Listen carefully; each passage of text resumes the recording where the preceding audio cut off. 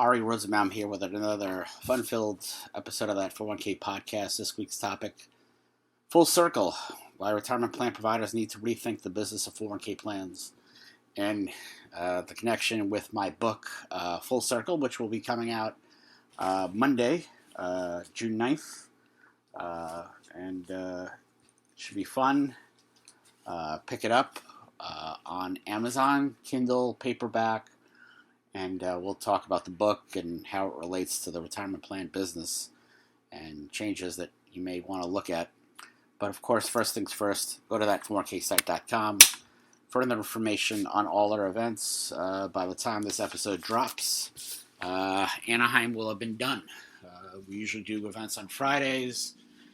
This event we actually had to do on a Thursday. Anaheim has some interesting rules. Many venues have rules that they can't have, one of our conferences the same day as a game. Anaheim has something more interesting. They could do it the same day as the game, but I'd have to force all the attendees to go to a game. Literally, I'd have to schedule it up from 12 to 5, and everybody who wants to attend my conference has to go to the game. And, I believe in democracy, and I know how the Angels are not doing really well, so that's not something I was going to offer. Milwaukee will be in September, so sign up.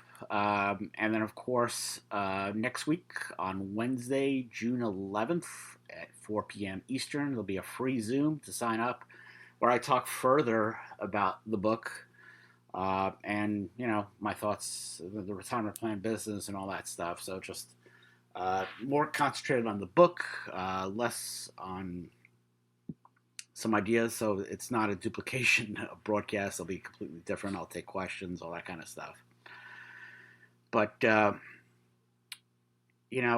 learned, so let's go back. I don't even remember when I wrote the first book. I want to say it was right before Hurricane Sandy.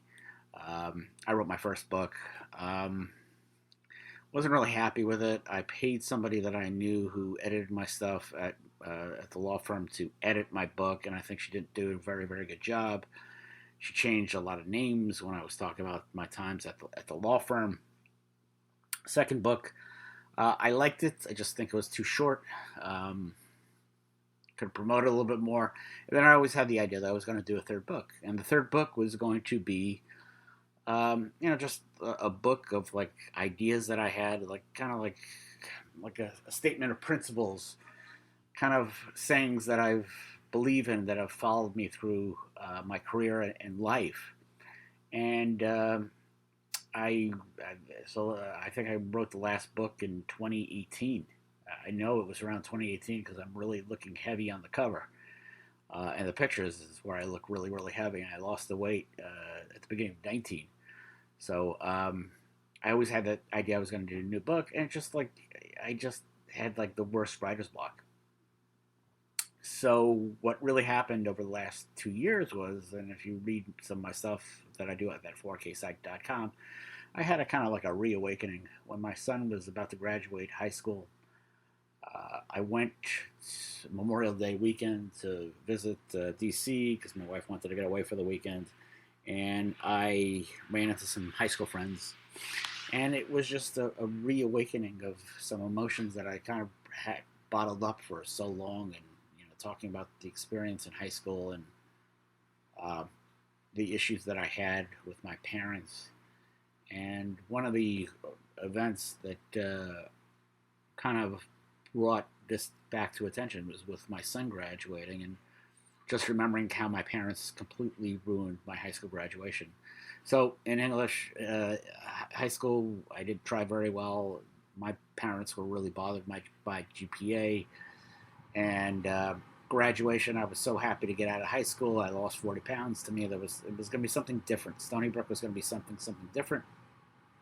And my mother pulls me aside and says, your father left early. He says if you don't try hard in college at Stony Brook, he's going to pull you out of college and you're going to be an electrician. And it turns out, not too long after, I realized he found out that somebody's daughter that we knew that we had carpooled with when I was in grade school, she was part of some honor society because her GPA was like an 85 or whatever it was. So, she did a couple points better. And, just let's say my high school graduation was ruined. It really didn't bother me until my son graduated. And so when my son graduated high school, I went all out. I had an event at the Hyundai Club. I made sure to get Jason in the TV booth with his idol, Gary Cohen and Keith Hernandez. I got his name on the scoreboard. And that was kind of like the genesis of the book, of going full circle. The idea is that, that memory that my parents had ruined my high school graduation is now intertwined with something so wonderful. And it was going full circle. And, that's what this book is about. It's not just, I would say it's about a third, lessons in life is about a third, and 2/3 of lessons that I learned in business. And I've come full circle in my life. I never thought that was going to ever be possible. I think if you read the first 5 chapters, I told Mike Webb this, if you read the first 5 chapters, you'll never look at me the same way again, or just think that there's no way that I could have ended up like somewhat normal. The second chapter of the book, the first chapter is something like so. If you tell people a story, it's something absurd, but it's a secret that I've kept for 3 years. That I'm finally, a personal secret that's just going to come out. The second chapter is called "I Don't Know What It Was, but I Knew It Wasn't Normal," and that's so much of the book. When I dealt with so much negativity in life and in business. I, entered the industry starting out making $35,000 a year and just being like nowhere. And it's just, the whole book is about the lessons I've learned that kind of like followed, there was like a guiding light. There was a light I saw that I just went to. And there were a lot of mistakes along the way, mistakes that I made. And I pushed through everything. I pushed through every slight, every insult. Every moment where I was, told something, whatever. I remember Harvey Berman one time saying, "Oh, I overheard him say something negative about me," and I persevered, and that's what I tried to do, and I tried to come full circle, and that's what I think I've done. And the book is, like I said, I will talk about certain things in my personal life that I will never talk about again. It is laid to rest. And, everything I've done and everything my family's done, it's come to this. And, the truth's going to come out. And when the retirement plan business, when I started out in, 1998, and when I was working at Geller Group, I knew in 2007 that our time was up, that fee disclosure was inevitable. Our days of pocketing rev share, not telling plan sponsors, were going to be over, and everything was going to change. And there was an administrator over there, and he thought I was crazy. And I knew what was going to happen. And, I think that a lot of times in this business, we forget a lot.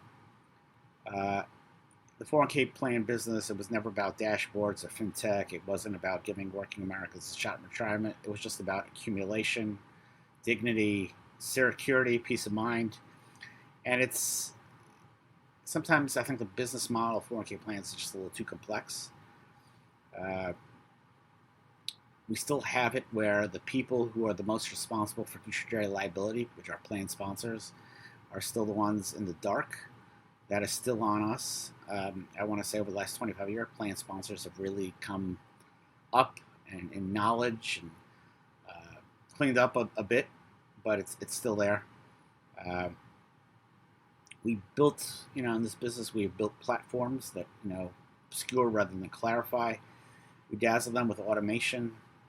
We give plan sponsors too much to do instead of taking off their plates. And, they're still the ones holding the bag. And that's still a problem. When TPA makes a mistake, it's still the plan sponsor that's gonna foot it. And that's a really problem. ERISA isn't ambiguous about fiduciary duty. You make decisions in the plan, or control assets, you're a fiduciary.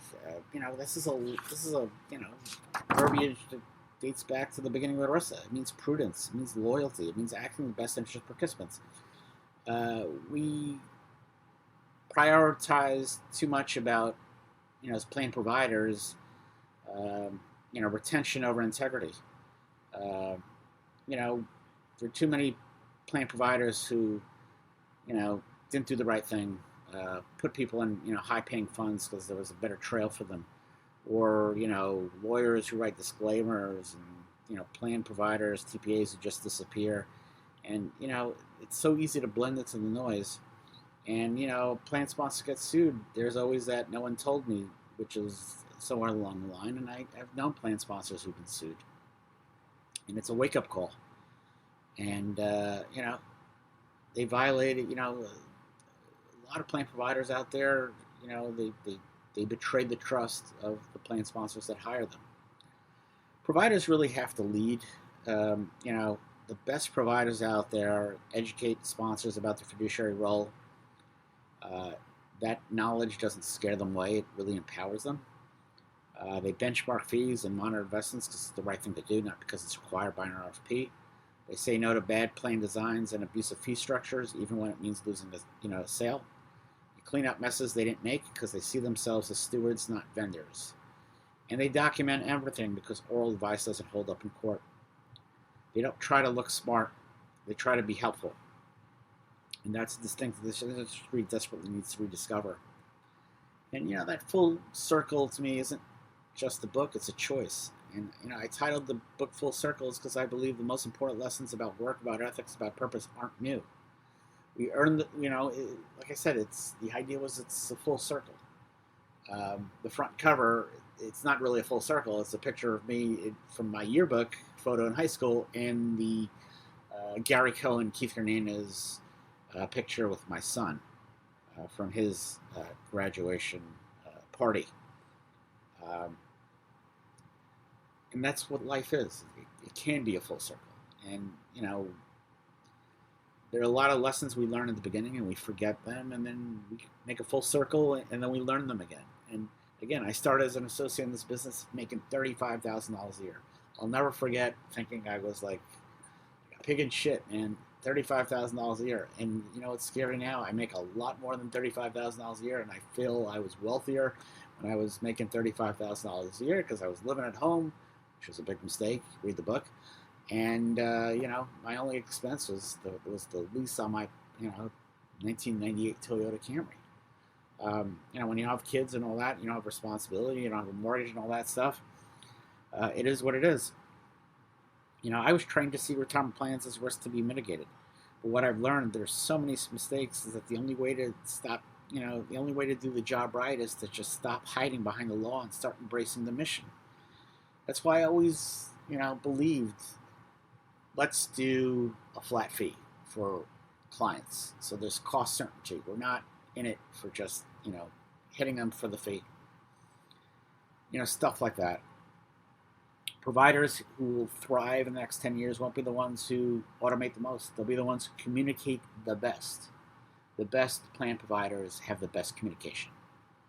The payroll provider who lets the plan sponsor die without providing any information, they're not the best. They're going to be the ones who tell the truth. They'll be the one who will simplify the complex, who never forget that behind every plan are real people depending on us to get it right. Time, right down the book, time is undefeated. I think Rocky Balboa said it. Careers end, clients move on, platforms rebrand, but what remains is the trust you built or the damage you caused. So let me leave you with this. If you're a provider who educates instead of sells, keep going. If you're cleaning up someone else's mess, document it, fix it, and teach this plan sponsor how not to repeat it. If you've been coasting on automation jargon, it's not too late to come back. And if you're new to the field, learn the law, but lead with heart. And that's what I tried to do. I tried to be a nice person. There's a chapter in the book, Don't Be an Asshole. And there were I worked with a lot of assholes. People who were just mean for the sake of being mean. And that's another chapter title. It's far easier. It's easier to be nice. It takes a lot more effort to be an asshole. I mean, that's how I see it. And, at the end of this, none of us will be judged by our assets and the management. We'll be judged by the people we help retire with dignity and the plan sponsors we help stay out of trouble. That's the full circle. That's the job.